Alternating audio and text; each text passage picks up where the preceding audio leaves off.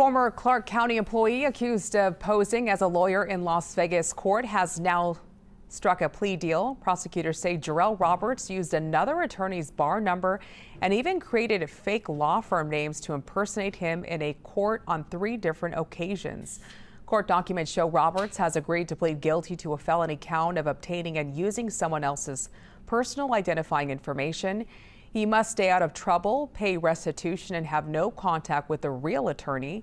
If he complies, he'll be allowed to change that to a misdemeanor plea for practicing law without a license. Roberts, a former juvenile court services employee for Clark County, is due back in court for sentencing in June.